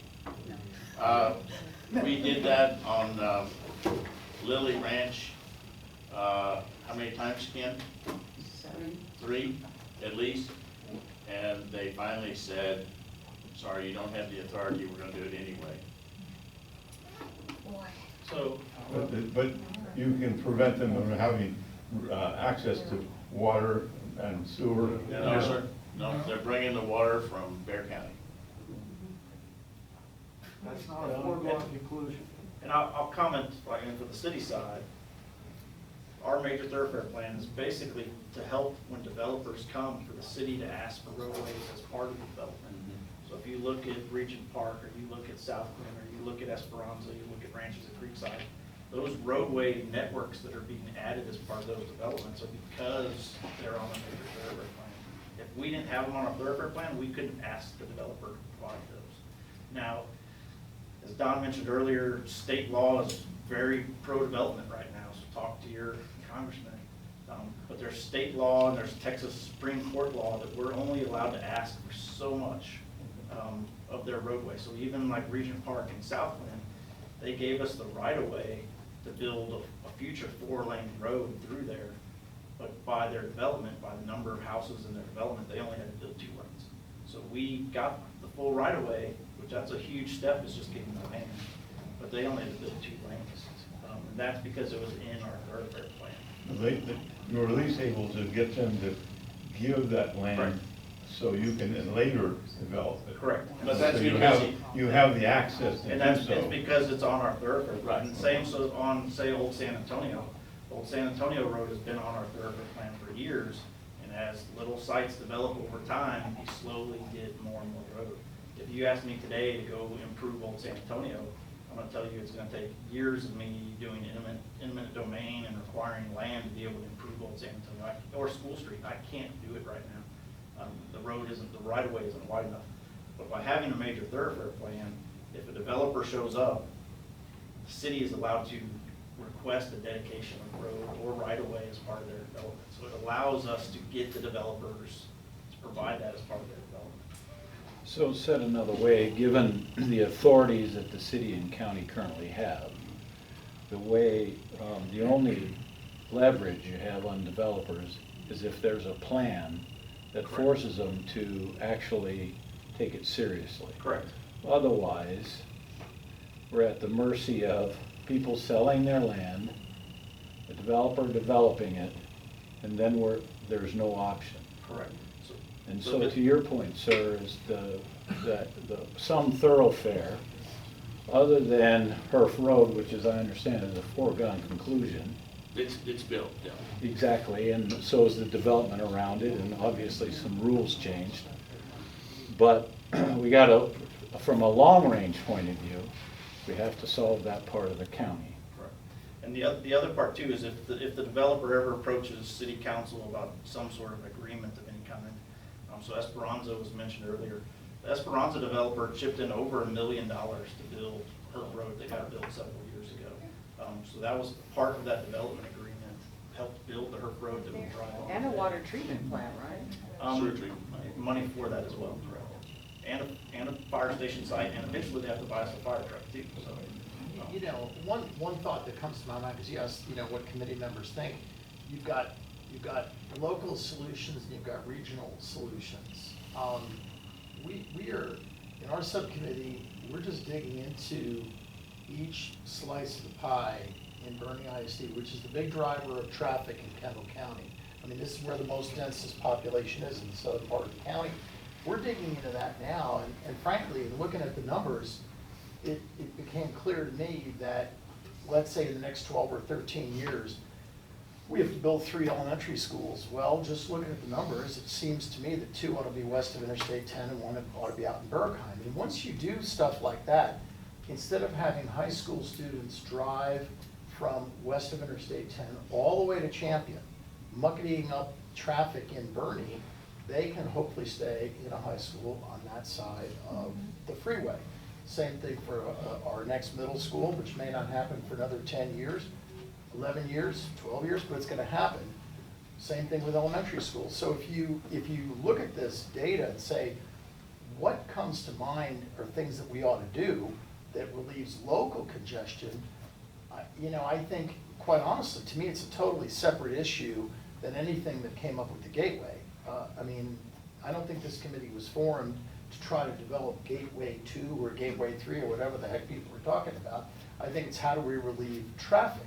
So I think that it's rather premature to have a discussion on that whole issue. Now, if there's a road that goes from 46 down to 3351 that doesn't go over the creek, I don't even know if there is such a place. Well, I mean, I think it's germane, in my opinion, Rich, because we need a major thoroughfare plan. Every major thoroughfare plan since 1974 has showed a roadway crossing it, one place or the other. And Is that a city thoroughfare plan? it's a city thoroughfare plan. Because the county doesn't have one. The county does not have one. The city would like for us to have one. And I think it probably would be in the interest of the city and the county for us to jointly support the same one.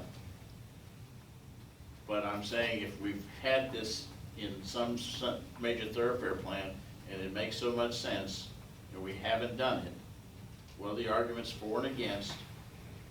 And maybe if there's a strong enough compelling case against and we change the minds of the people who are for, and we say there's another way to do this, then we come up with an affirmative statement that says, this committee does not support crossing 3350, crossing Civil Oak Creek between Herf Road and 3351, and that we put our investment, our energy, our support behind improving 3351.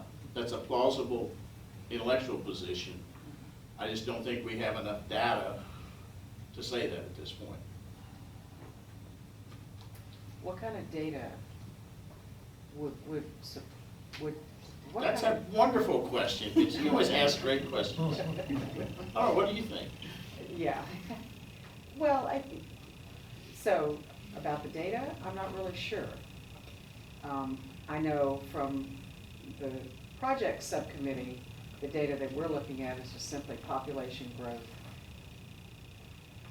within these different districts that don't beg for a connector from 46 to I-10. What I do think is that had the county had some semblance of a transportation plan, I'm looking at South Glen, Lily Ranch, Front Gate, all of which go from 46 pretty much once you get past the nature center, that could have provided some, opportunities for roadway designation, as much as Northern is talking about George Ranch and that part of the county. Having said that, I do feel that, having been here for 20 years fighting our battle as well, I'm in the northeast sector. Denise is my neighbor. She knows intimate details about the Gateway pathway. I've always felt that Herf Road was a violation of principle, on the city's part, because they didn't honor the concept that it was going to be a bypass. Having said that, the congestion at River Road and Herf Road are horrific because they've got a bus barn north of there and so forth. And I think 3351 in my mind has been the most elegant solution to this, and it continues to be the most elegant solution because it's in consideration of regional traffic, and it is intended for that kind of movement of traffic. But as far as the data that we need, I don't know. We have some data collected about the movement of regional traffic along 46 going south and along 46 going north.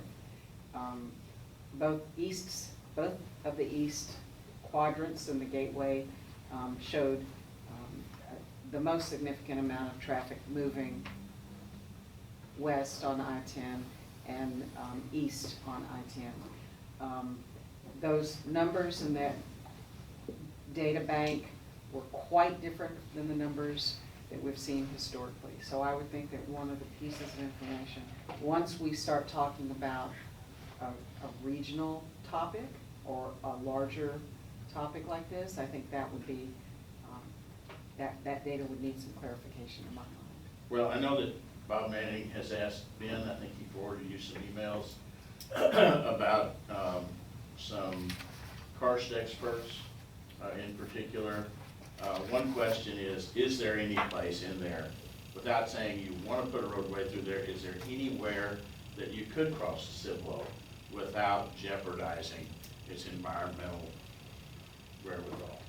And I don't think we know the answer to that. So I think there are obviously some places that you can't cross Cibolo Creek without doing significant damage.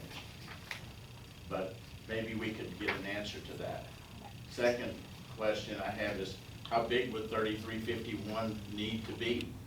If we said we're not going to put any more roads through here, what do we have to do to 3351 to meet the need?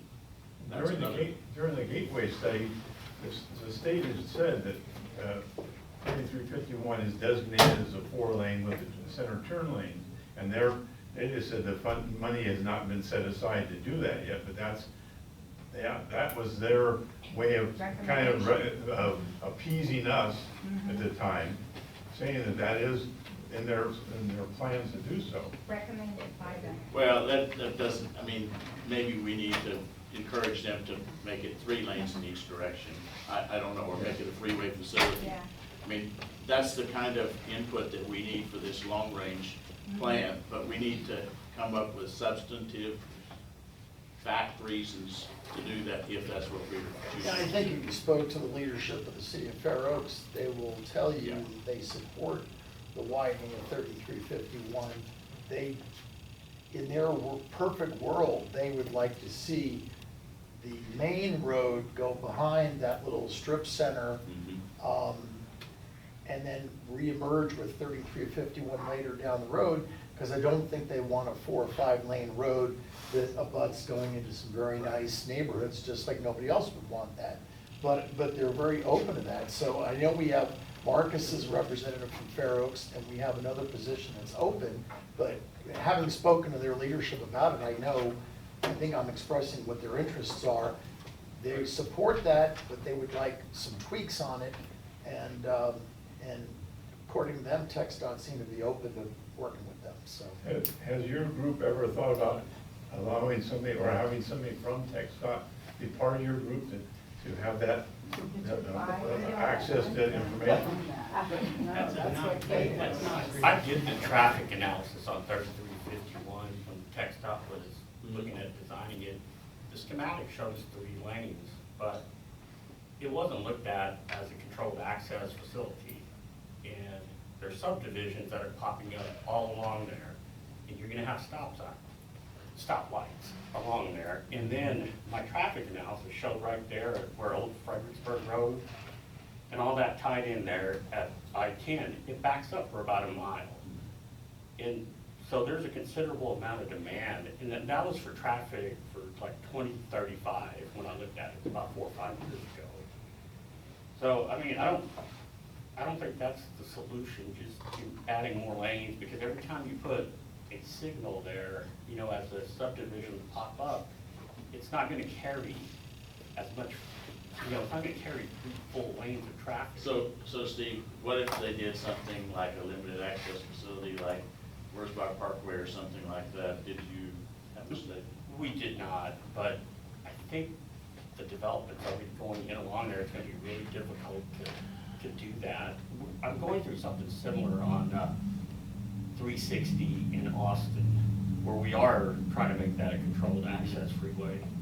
And it's a nightmare, but people are doing it because Austin traffic doesn't move. So it's a possibility, but the thought of 3351 carrying all that traffic, I just don't see it. And there is a program called Streetlight. You were asking about data for origin destination. You can capture off your cell phone data. You can capture, you put a zone basically and say, out here east of 46, this is my origin. My destination is I-10 south of 3351. What portion of that traffic is going along 46 or whatever to get to I-10, you know, to get to that destination? It's not cheap. I don't know if Jeff ever, you know, something about it.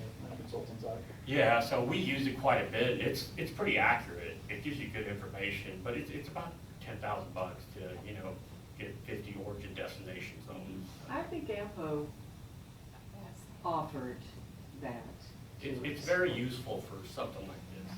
So the question then comes back to who would use 3351 to I-10 and who would use some other route that crosses Cibolo? What's the difference between those two users? I think one thing that, looking at the past studies here, another important point is where that line came from. And there's a line there in the 1974 Thoroughfare plan. So. But it was about 2 should- miles closer to town. Should we still be looking at that line, similar to your point, why is the line still there? Are we continuing to copy and paste this line on a map and we don't actually know what it's gonna do? So, to your point, In 70s, that line was where her road, where her parkway is now. And there's another one outside of that too. And then it went to Creeks. And then now it's on It's ours. ours. Yeah. And Our it's been driveway on is on ours ours. for 10 or 15 years, maybe more. But that 70s plan by the city, they just drew a line on a map. And as the developer came through and pushed their agenda and, oh, I'll give you some space for a school, they just pushed that line a little farther. And then when Ranches at Creekside came, did the same thing, that was supposed to have, there was a big discussion about putting a connection through Esperanza, through Creeks, all the way over across the Cibolo, and then on out back. But nobody really, and to finish that didn't pass, so then they pushed it down another 1.5 miles down the road, 2 miles down the road to our properties. The reason it didn't go to those first properties is the sensitivity of the falls and the springs at Cibolo, closer to the Cibolo Nature Center, and that was fought down. But on all those maps that are just lines on a map and no thought and where is it gonna go and what's the environmental damage, nobody's thought of, okay, who are you gonna wipe out on the south side to get it into an I-10 connection? Because it's already a nightmare at the various I-10 connections. So to me, I-10 connections are where the money needs to be spent instead of dumping more stuff onto those I-10. Fix those I-10 connections. I-10 has been expanded dramatically all the way to Leon Springs. It's the difference of night and day. The driving from, as she said a while ago, driving down I-10 is a breeze now. It's getting on. So Leon Springs was increased with a 2-turn lane. That made a huge difference. Mr. Kite's suggestion that you have 2 turn lanes on and off of 46, I think will make a huge difference there. But it's the connections to I-10 that need to be fixed, and the connections of stoplights and so forth getting to there. So fix the I-10 connection on the other side of Hurst Road, make 2 lines coming in and off of 46 in both directions. Spread out the schools. You're gonna fix a lot of problems. And also, you're talking about, you're the technology person. Have we had a progression and a look forward of how COVID has changed the schematics of how people are gonna work in the future? I mean, I think there's a huge difference in what that's gonna look like. We are getting close to the end of our meeting, and so I want to give everybody a chance for one final parting comment, but then we will have to close the meeting, or at least move on to the public comment portion of the meeting. So again, what we're really talking about is trying to accurately and completely capture the perspectives of the opposing points of view. We won't make a decision about this at this meeting, but I'd ask that you seriously consider that and think through that, see if there's a better way to say any of these things, and perhaps list some of the questions that we need to get answers to. We'll get our technical experts on track to try to get those answers, and rely on the resources that we have and can marshal, and come up with the best answer that we can, because not coming up with an answer and kicking the can down the road is just not an option any longer. Excuse me, can you, I try to see the lines again because they're proposing 2021. I read, the same text dot, whatever they, recommended. It's so fuzzy, you can hardly see. I don't know if my house is still on there or if it's next to my house. Where can I get a clear line? Where were you looking? I live at 109. No, what were you looking at? I got a letter from Mr. Kyle. Okay, what I'd ask that you do is, do you have access to the internet? Yes. If you go to www.kcbfotc.com, this committee's website, you'll see a tab there that says past studies. And you'll see all the different studies, including the most recent one. I believe yours is up there. 2019. I believe it is. And you can see that, you can drill down to it, and I think you'll be able to see it at that location very easy. In fact, it's probably on the city's website as well. Yeah, it's there. It's the city's map. Yes, ma'am. Is the mayor giving you a deadline? 019. Well, he hasn't given me a deadline because I don't answer to the mayor other than because I want to. I'm a county commissioner. The mayor is. This meeting, he made it sound like he was going to make y'all pick, or he was gonna make it out. Well, I like Mayor Handren. He is, he's like me, committed to getting an answer. And, he came in here and, he's pushing, he wants us to move on. I mean, frankly, his preface, his preceding remarks were, we're 20 years behind, we need to get on with the program, and he's exactly right about that. Whether we're gonna actually have a hard deadline imposed on us or not, the mayor and Bryce Bodie, his compatriot here on city council, will decide where they're. I'm here on, let's have a look at precinct one. I doubt that there's any local government that is close to a major metropolitan area that's not 20 years behind. But one thing I vehemently disagree with, Mayor, is his comment that he made public to the paper, that the last decision of Gateway was voted down because of people's lack of knowledge, and it was based on emotion. And I'm telling you, I am emotion, but it wasn't because of lack of knowledge. There was a lot of people spent a lot of quality time researching. Ask Miss Denise here how much time she's devoted to the support of not only her own home, but the whole community as a whole. I'll let Bryce pass that along to the mayor. And the people of this county resent it. I know y'all have been passionately engaged and continue to be so, and I expect that that's not gonna change, so, yes, sir. Hi, Dan Denbo. Sorry, I had to step out for a call I had scheduled, so I may have missed this. You had a comment about doing deals with the developers and getting money from the developers to help pay for that. And hopefully, I don't know if this was covered when I stepped out. If it was, I'm sorry. And I'm new to Bernie. I only moved here in '98, so you have to excuse me because I'm being a new kid here. When Esperanza was built, the city did get development funds from Esperanza. I believe it was $5 million, something like that. I don't know how much of that is left, but supposedly that was to go to building Perf Road and connecting it to I-10. I know they went through bankruptcy, and I don't know how much that money was lost due to that bankruptcy, but it seemed like there was funds that was set aside that was supposed to already connect that to I-10. So the road that was built was used funds from that Esperanza development.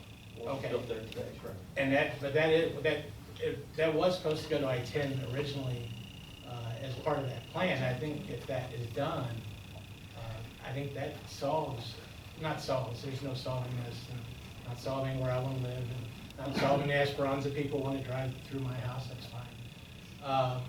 Yes, it's emotional. But I think that relieves a lot of traffic. If you can move that traffic on HERF 210 somehow, and maybe that gets resolved when the construction ends on 87 in 3 years or whenever that's supposed to be done. Maybe that helps funneling that traffic off that way anyway. But so that has been done with developers. I think it should continue to be done with developers.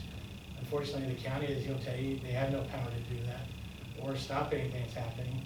But when it is in the city's ETJ and they're able to get that is one way they can help pay for some of these projects. Correct. So one of the things that I'm thinking about is we were looking at, I heard what the mayor said at city council, I heard what he said to us, and I agree that, like, come on, let's get after it. I'm weary of us just saying, so now draw lines on the map, folks. And I get that the Thoroughfare plan is coming down the pipeline, but at the same time, I'm thinking, we've been trying to be very strategic about figuring out an efficiency strategy, so that even if a line does get drawn anywhere, it is part of an efficient strategy and not just another replication of arguably failed practices elsewhere that are standardized. And that's why we started in the first place. Right. And so I think that's important for y'all to hear too. The reason we started is because of the failed gateway, to try to improve some things.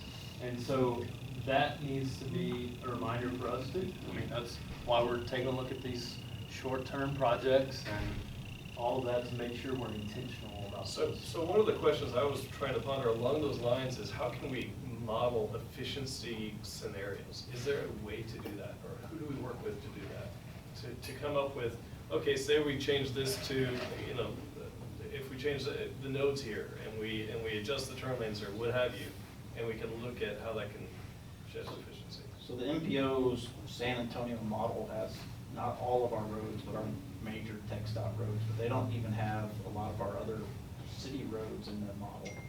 So I'd be coordinating with MPO. That's something, as they're scoring the MPO submittals right now, there's points in the system for what's the congestion today and what's the congestion in 30 years when they make that change in that model. So I think they're willing to run their traffic demand model for us under a limited number of scenarios. I mean, they're not gonna be our consultant. But I mean, say we took the map from, say, the website, right? And we say, okay, we've got this list of these solutions at these locations. All right, we want you to change that node to a different type of node. We want to change that turn lane sequence to a different type. Because just modeling it, like, oh, we grow and we still do the same list I of don't silly think their stuff. level of detail modeling is. So how do we do it then?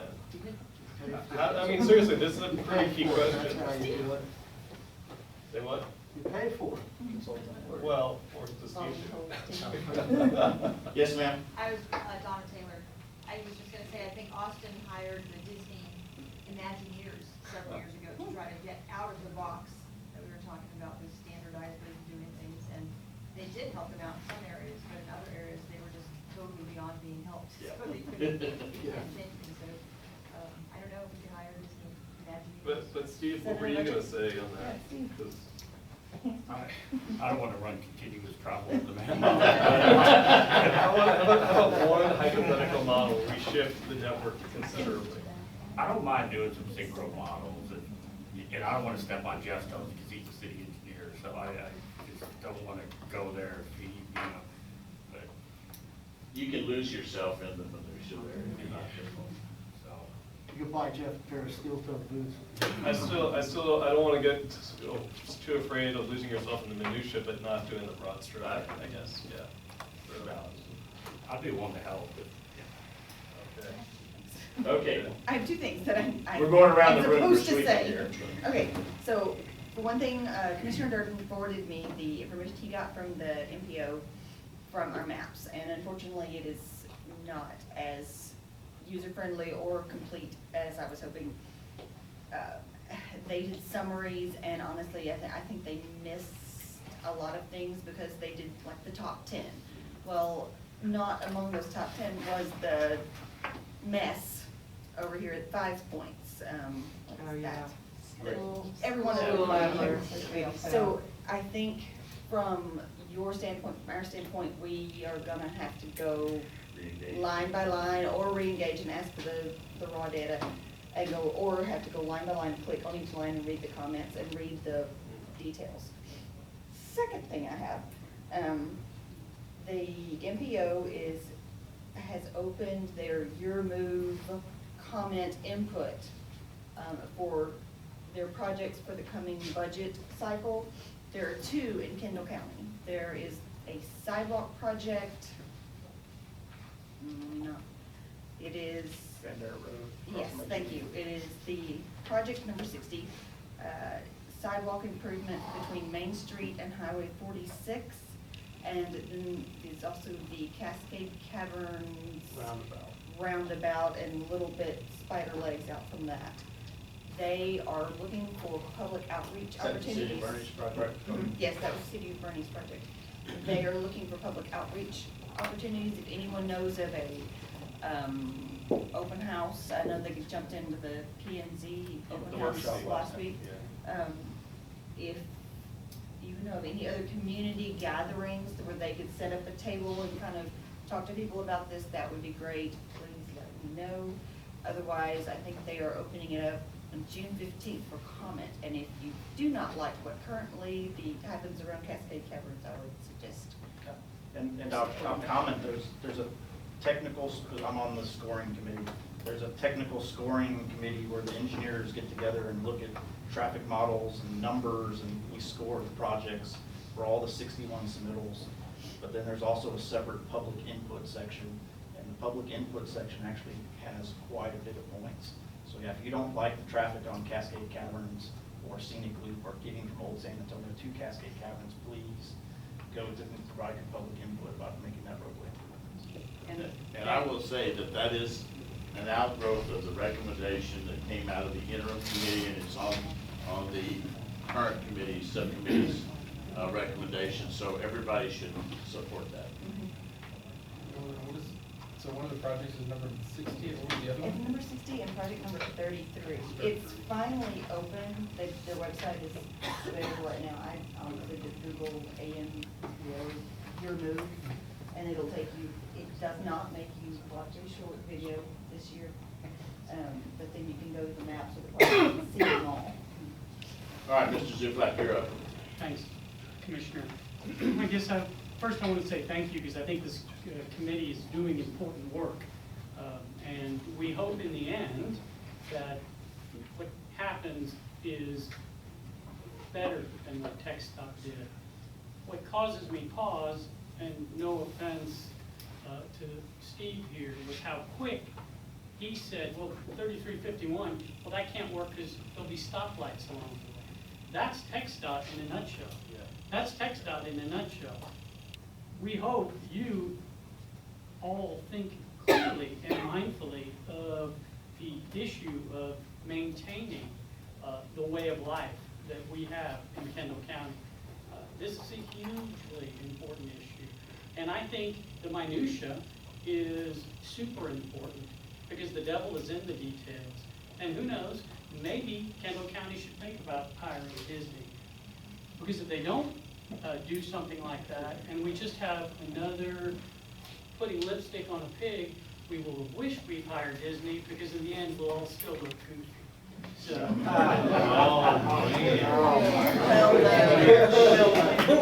Ms. Taylor, do you want to follow that? John, Guy, you haven't said anything today. I'm gonna run a bunch of data tomorrow morning for our meeting. Coming around. Where is that meeting tomorrow morning? It's at the BISD administration on Johns Road. I think it's 625 Okay. is the street number. No, it's What time? 235. It's at 10. Thank you. If you go to the front office, just let them know you're there for transportation meeting, and we'll go up and get you, bring you to the right office. Anybody else? Just as color to what's going on here, this is our first, my wife and I, this is our first engagement. Your name again? Jason, no. You saved our whole life. I'm gonna move to a beautiful place.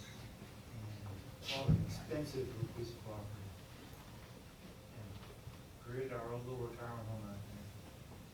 And we've been out there for about 3 or 4 years. Love it. Most beautiful spot on earth. Yeah, I know we need some new roads, but my God, what it's doing to us is we don't know what to do. Cause I had a little line, it's not coming through our house, so nobody's gonna buy our house. So there's gonna be a big old road right beside us. And we don't know what to do. We got a drain, now we don't know what to do, so that's why we're. I think it's important to also say, to understand that I know the Kendall Gateway was awful. It was ridiculous. A lot of bad things happened, and there were grassroots efforts needed to get the word out for that. But we formed as a result of the Kendall Gateway, because we all saw that it wasn't gonna fix anything, and it was gonna create a lot of harm. And we, at least the people that I know on this committee, are not trying to create another Kendall Gateway, because we didn't like it in the first place. So, yeah, I have a problem with Hendron saying that it was an emotional response. It was also a factual response to it not fixing anything. So, I don't want you guys to come in and mistrust this committee automatically, because this was formed because of the Kendall Gateway study, because it was a bad idea. We are trying to do things differently and do things the right way that will actually fix the problems of traffic in this town. So if there is a line on a map, we didn't draw it. We haven't drawn any lines on maps. But the city did prove it, the Gateway study. And That's the the county did city, not. that's not The city us. never voted on it. But see, I'm having a problem because I'm representing her and selling her property, and it's over 2.5 million. And we're having a hard time because that line is there where part of her property in the back is chopped off, basically where her pool ends, it's gonna be a road. And it's hard. And we also have 2 properties on Emmon Road that are the line first went through our house. And then we had TxDOT and the commissioner come to our house and the engineer, and they supposedly took it off, but it's still right next to our property, and many others. And that is TxDOT, and that's the city, or that's someone else, or that's not us. I would like to Time get out, rid of time them. out. We're about to end of our agenda here. Real quick, when y'all make your, when you think about this, you wanna think about what Bernie is, okay? I grew up in Alma Heights, right? This would never happen there. They wouldn't allow that neighborhood to be compromised by developers and roads, etc. They deal with traffic every day. They have more buses. They come up with smart solutions. Don't turn Bernie into this mediocrity of just averageness. Let us keep our integrity. Let's keep the country. Let's still be able to call it the hill country instead of the concrete country. I mean, stop letting people just pave over everything. Let's think about trees. If you grew up in San Antonio, like I did, 1604 used to be all green. Now it's all composition roofs. Think about where you're going. And, you know, we don't have to be like everybody else. And we don't have to give in to all these developers. And we don't have to, yes, smart decisions have to be made, but let's keep Bernie fabulous. Thank you. Yes, sir. I just want to mention one thing. I came to Bernie in 1977, and just like you said, Bernie has been compromised every single day since 1977. So what you're talking about has been compromised by thousands and thousands and thousands of people every single day since 1977. So I'm sorry about your problem, but I've had it for 44 years. Yes, but you don't have. No, a- sorry. I want to hear it. Sidebar. John? Well, I am probably the newest person to move into Bernie in this group right here, coming up on 1 year. And so whatever we come up with or whatever we recommend, I look forward to paying the price in the future alongside all of y'all. So I hope we can do a good job. Thank you for serving, by the way, I appreciate it. And I'll say one thing, John is the transportation director for Bernie ISD, and in 1 year in this district, he knows every road, he's learned a lot. He can tell you the things that make no sense, but with a tweak here and a tweak there, we could improve things. And I just think we need a new paradigm of thinking. And Bitsy mentioned before, some of the ideas that came up in our subgroup that were to supplement the 8 things in the interim report. And none of them require massive road buildings. It's a lot of local solutions to local issues. And I think that's the whole point, as Northern mentioned, that's the whole point of this committee. So, you know, I hope we do a good job too. But I really don't want to re-litigate or re-argue something that was one of the most divisive thing I've seen in the 20-plus years I've lived here. I don't want to go through that. I didn't volunteer for this committee for that reason. Heck no. Let's come up with some different ideas that can solve our problems. I'd like to say one thing to close out, if you don't mind, since I've been quiet the whole meeting. It's unusual. Yeah, pretty much. So I had some discussions with people that are on this committee by phone, trying to warn them that once the information was out about the agenda and once we had the video listened to from City Council last week, we were going to have a response. I said we can temper this down if we have additional information. Well, there wasn't really anything I could give anybody, so we didn't tamp anything down. We got a big response. As the mayor said, it was emotional. And that's what pissed off a lot of us, quite frankly, because it wasn't emotional. I spent a solid year of my life, 7 days a week, studying stuff. Because I had just moved here. I hadn't been here very long. I didn't know anything. I had to pick my neighbors' brains. I had to go out to people's garages and boxes of information. We had to do FOIA requests. We had to pay attorneys. We had all kinds of stuff. There was no emotional response except for the ignorance that we were being shoved at us through the gateway. So this committee formed in that response to the gateway. That's what we got. We're on track here, I hope. So all of us need to do our part, and I suggest to us as the non-committee folks, because there's no non-committee folks in any of the subcommittees now, that we give answers to some of these questions that were brought up. Why should we not have a southeast route that runs from 46 through your property and give really true facts and provide them to the committee? Okay? That's my suggestion. Thank you, Ms. Neal. Mitzi? I'm good. Welcome to the committee. That looks like it's gonna be a lot of fun, so. Right. This is nothing compared. All right, thank y'all very much for your attendance today. Next meeting will be in 2 weeks. We'll try to get the agenda out. We can show you.